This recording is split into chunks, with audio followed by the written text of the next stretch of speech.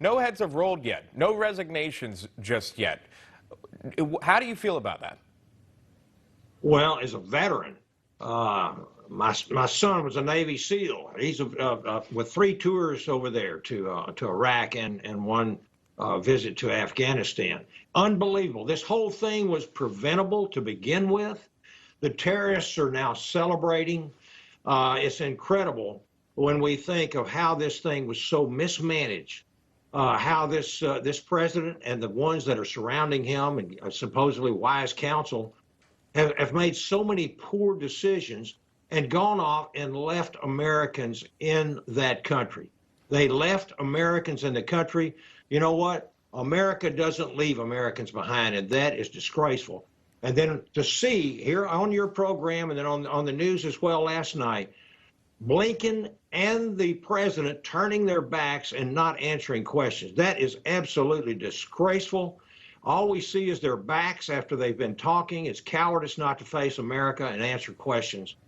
And even left 51 dogs over there, from what I understand, military dogs. It is just unbelievable. These men need to resign, and that includes the President of the United States and those who have given him this type of counsel. Yeah, they're still working to confirm those photos of those kennel crates. What's happening with those? I can confirm that based on the Twitter account of American Humane, the animal rights group is attacking the Biden administration over this. Reportedly, there were service dogs there and then also those rescue dogs as well, neither of which have returned, but there's an effort to get them back. Let me play this for you because you touched on this. The White House press secretary this week, how she responded when asked if Americans would be stranded. Here's that. First of all, I think it's irresponsible to say Americans are stranded. They are not. We are committed to bringing Americans who want to come home. We are in touch with them via phone, via text, via email, via any way that we can possibly reach Americans to get them home if they want to return home. There are no Americans stranded is the White House's official position on what's happening in Afghanistan right now. I'm just calling you out for saying that we are stranding Americans in Afghanistan when we have been very clear that we are not leaving Americans who want to return home. We are going to bring them home, and I think that's important for the American public to hear and understand. Several high officials have confirmed that there are at least 100 Americans still there, allies trapped as well, interpreters that we've worked with through the war. Where's the misstep here? Are Americans still stranded? Obviously, they are still stranded. I mean, this is something that I think is it's so hard to get information out of this Biden administration. But it appears that we still have Americans over there. And let me also remind your audience here a quote from the president, and that is, he says, "Let me be clear, any American who wants to come home, we will get you home."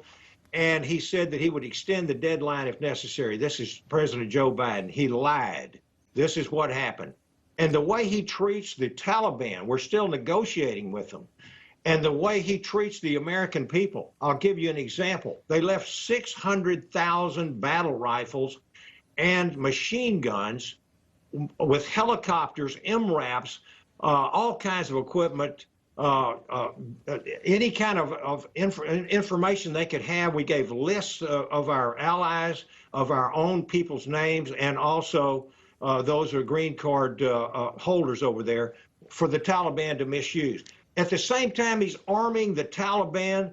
He is trying, this administration is all out trying to disarm America, and after they've armed terrorists.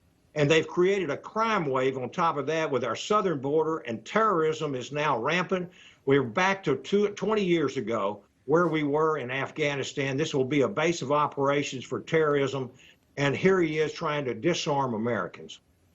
You can't make this stuff up. Yes, sir, you're correct.